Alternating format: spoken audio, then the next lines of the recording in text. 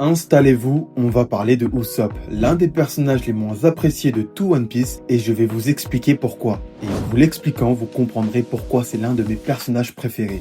Usopp, c'est le tireur d'élite de l'équipage de Monkey D. Luffy, et dès ses débuts, on comprend très vite à qui on a affaire. C'est un humain basique, il a l'art du tir en compétence, mais c'est tout.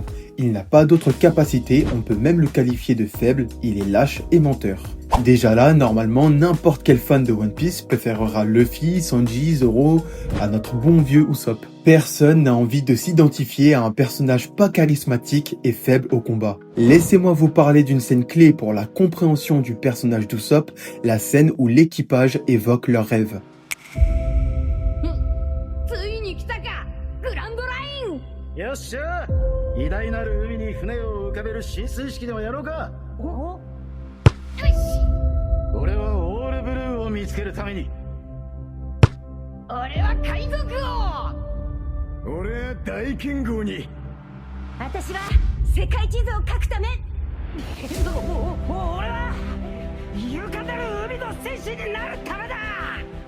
Le pied posé sur ce tonneau, l'équipage se confie alors sur leurs rêves. Tous sont des rêves très grands et compliqués à réaliser.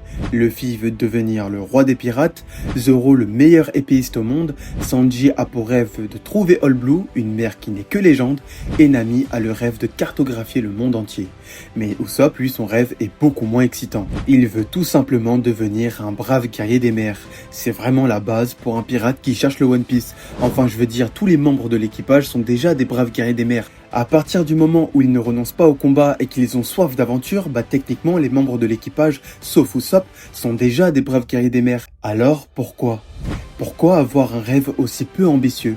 Car son rêve est tout simplement la clé pour comprendre le personnage d'Usopp et inévitablement l'apprécier. Mais pour le comprendre, il faut donc rentrer en profondeur dans l'écriture de Usopp. On va analyser tous ses actes et actions tout au long de l'histoire pour comprendre d'où viennent ses mensonges, son tempérament de fuyard et surtout savoir d'où vient sa lâcheté. Usopp est né dans un petit village, il a été abandonné très tôt par son père, puis lorsqu'il n'était qu'un enfant, sa mère est tombée gravement malade. Usopp était très inquiet et complètement terrorisé de savoir que sa mère va mourir. Au pied du lit de sa mère mourante, il lui dira alors ceci. Arrête maman, ne dis pas ça. Il existe un médicament miraculeux qui soigne tout. Oublie ça. Quelle imagination débordante.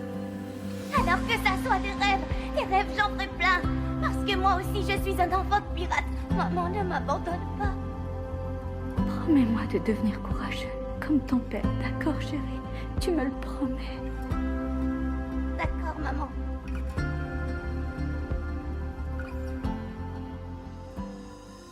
Hormis la promesse qu'il fit à sa mère en lui promettant de devenir courageux, Usopp dira à sa mère qu'un médicament miraculeux qui soigne toutes les maladies existe. Mais malheureusement, c'est un mensonge, car un tel médicament n'existe tout simplement pas. Et on a alors affaire au premier mensonge de Usopp dans le manga. Un mensonge pur qui vient du cœur, car provenant d'un enfant face à l'acceptation de devenir orphelin. Un mensonge qui va en entraîner beaucoup d'autres par la suite. Devenu alors un jeune adulte, il était très proche d'une fille nommée Kaya. Mais Kaya était gravement malade. Alors Usopp lui raconta un tas de mensonges sur des exploits qu'il n'a jamais réalisés, se prétendant être un capitaine d'un très grand équipage et d'avoir fait un grand nombre d'exploits surprenants et hilarants les uns plus que les autres. Face aux histoires extravagantes de Usopp, Kaya retrouve alors son sourire et oublie le temps d'un instant sa maladie. Plus tard, lors de sa première rencontre avec Luffy, il mentira sur son statut, lui disant alors qu'il est très fort et qu'il est un grand capitaine pirate. On comprend alors que le mensonge fait partie de l'identité de Usopp. Il ment car il a peur des autres, peur de pas être assez fort, peur de voir ses proches malades, peur d'accepter la mort d'un être cher. Le mensonge et Usopp ne font que un, son mensonge est son arme pour redonner le sourire à ses proches et sa carapace lorsqu'il a peur d'un adversaire ou de l'inconnu. Lorsque Usopp rejoigna l'équipage de Luffy, il eut alors une nouvelle famille et un objectif, celle de croire en Luffy et en son rêve de devenir le roi des pirates. Son admiration pour son capitaine le tire vers le haut. Il porte en lui cette petite étincelle à ne jamais renoncer et le pousse surtout à devenir meilleur en ce qui concerne ses faiblesses. Mais avant tout, il se liera d'amitié profonde avec Luffy. On le voit clairement, le meilleur ami de Luffy, c'est bien évidemment Usopp. Et en vrai, c'est logique, les deux sont très enfantins, Usopp garde en lui ce côté gamin et simpliste au-delà du fait de garder son âme d'enfant pour ne pas affronter ses peurs qui le poussent à être lâche, on le comprend, c'est l'incarnation de moi, de toi, de nous, dans One Piece. C'est un simple humain avec ses forces, ses faiblesses et sa lâcheté, dans un monde impitoyable et rempli de mecs ultra balèzes. Non mais sérieusement, toi qui regardes la vidéo, si on te met à la place de Usopp, face au banal homme poisson qu'il a affronté à Ralong Park, tu ressentirais pas un peu de peur? En tant qu'humain face à un monstre, on aurait tous peur. Et lorsqu'on le comprend, tous ces actes de bravoure prennent directement de la valeur. Par exemple, le premier 1v1 de Usopp contre le banal homme poisson prend directement de la valeur quand on sait à quel point il a peur. Mais il essaye de surmonter sa lâcheté avec sa ruse et sa malice pour remporter le combat. Et donc on a là le premier 1v1 remporté par Usopp. Il faut bien comprendre que chaque combat gagné est un exploit et un pas de plus pour son rêve d'être un jour un brave guerrier des mers. Plus tard, à Alabasta, lors du combat contre Miss Merry Christmas, on l'a vu souffrir, être aux portes de la mort, mais grâce à son choix de croire en son capitaine, il trouva la force minime soit-elle de gagner le combat. Et je vous le dis, en relisant One Piece récemment, c'était mon combat préféré de l'arc d'Alabasta. Car quand on a un Zoro qui gagne de manière spectaculaire contre Dazbone, c'est incroyable. Et c'est ce qu'on aime chez Zoro. Le côté balèze, on ne s'attend pas à ce qu'il perde. C'est le but du personnage de Zoro, d'être fort et d'un jour de devenir le meilleur épéiste au monde. Mais le combat de Usopp est terriblement humain. Il est clairement pas à la hauteur dans son combat. On le voit galérer et souffrir car il est impuissant. Il y a un côté touchant de savoir qu'il est terrorisé, mais qu'il essaye quand même de tout faire pour gagner. C'est vraiment le côté humain et rempli d'émotions fortes que j'aime chez Usopp. D'ailleurs, c'est dans l'arc Water 7 que Usopp laissa plus place à ses émotions. À Water 7, l'équipage de Luffy prenne la décision de changer de bateau, mais ce qu'il faut savoir, c'est que le Vogue Mary a été donné par le majordome de Kaya, la meilleure amie de notre bon vieux Usopp. Ce bateau étant très important à ses yeux, Usopp ne veut pas s'en débarrasser, même si c'est logique de trouver un autre bateau car le Vogue Mary était devenu inutilisable. Usopp laissa place à ses émotions, le bateau lui rappelant son île natale et sa meilleure amie, il prit la décision de l'équipage comme une trahison. Il ira même défier son capitaine en duel. Et c'est dans un combat profondément triste que Usopp perda son duel. Lui qui aimait énormément son équipage et son capitaine, il se retrouva alors seul avec son bateau. Cette scène nous montre que Usopp a malgré tout pris en courage, car il essaye de s'imposer, même si c'est de manière maladroite, au lieu de fuir et de se cacher avec des mensonges superficiels pour cacher sa tristesse. Il a pris les devants et en a payé le prix. Et pourtant, dès lors où il eut le courage de ne pas se cacher, il reviendra masqué avec un autre nom et une nouvelle identité. Il se fera passer pour Sniper King, un tigre d'élite d'exception qui est brave et courageux, et donc un masque et un mensonge de plus pour essayer de rejoindre l'équipage qu'il aime sans assumer ses responsabilités.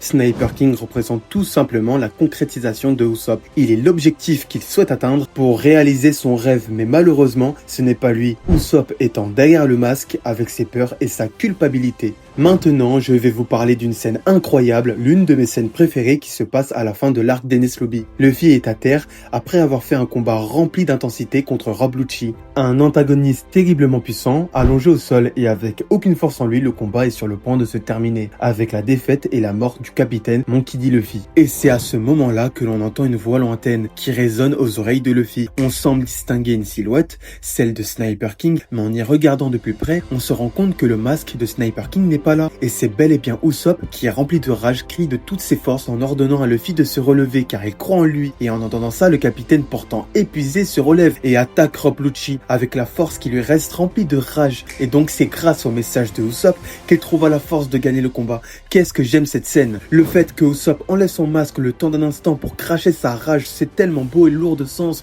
car malgré son côté avoir toujours le négatif, il a une confiance aveugle en ce qui concerne ses compagnons et son capitaine. Et bien évidemment, Perona ne peut pas nous dire le contraire. À Skyler Bark, l'équipage faisait face à Perona, un adversaire qu'il ne pouvait pas surmonter, car Perona envoie des fantômes qui enlèvent tout le positif de la personne touchée. Et donc l'équipage sont tous allongés au sol, sans trouver la force de se relever. Tous, sauf Usopp, car lui, il pense toujours au côté négatif. Et donc les attaques de Perona sont inefficaces sur lui. Rendez-vous compte, il est tellement peureux et il est tellement pessimiste qu'il contre de manière naturelle une utilisatrice de fruits du démon. Et donc s'ensuit un combat rempli de ruses et de malice, avec des techniques comme des insectes et un marteau en caoutchouc qui pèse 100 tonnes. Et grâce à ça, il gagnera le combat. Globalement, jusqu'ici, Usopp essaye de tout faire pour ne plus être lâche, mais sans vraiment s'améliorer au combat.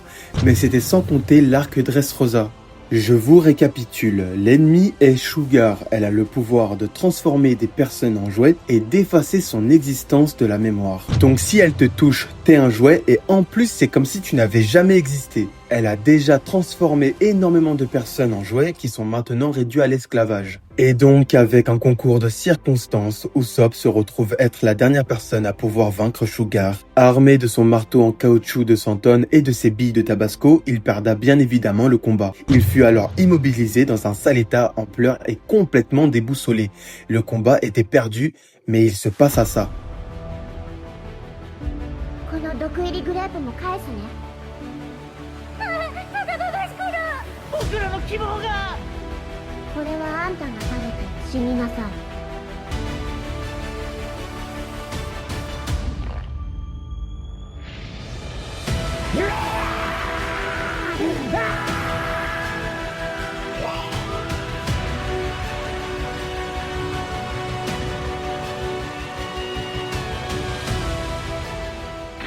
Il a balancé toute sa rage et sa douleur sur son visage, car contrairement aux autres, il est transparent vis-à-vis de ses émotions. Là, il avait très mal, du coup, il a fait la même tête qu'un mec qui s'est fait défoncer et qui a mangé un piment très puissant. Et grâce à ça, il a gagné la bataille, mais pas la guerre. Car le chemin de Usopp et de Sugar se recroiseront plus tard. En effet, Sugar étant sur le point de toucher son capitaine, Usopp a réussi à éveiller son acquis de l'observation, pour la visualiser de très très loin, afin de la viser avec un projectile un peu particulier.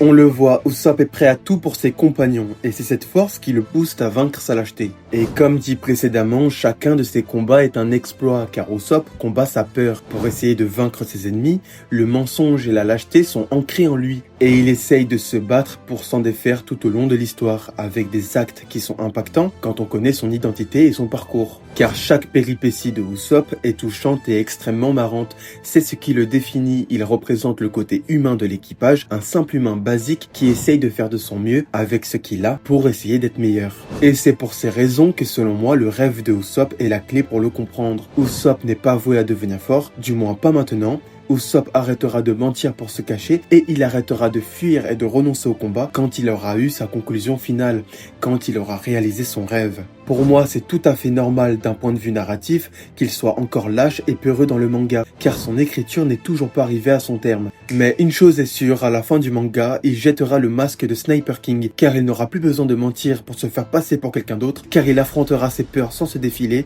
et à ce moment-là, il aura réalisé son rêve et la promesse qu'il fit à sa mère, car il sera devenu Usopp, le fier et brave guerrier des mers.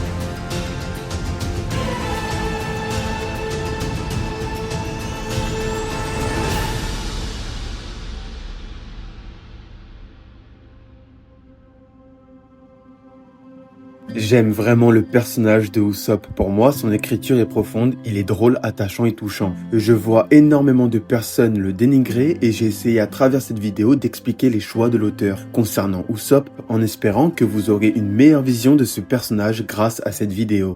C'était le véritable sens de Usopp dans One Piece. Si cette vidéo vous a plu, n'hésitez pas à vous abonner, à liker la vidéo pour me donner de la force. Et dites-moi dans les commentaires ce que vous en avez pensé, c'était Hidekai, on se retrouve très vite.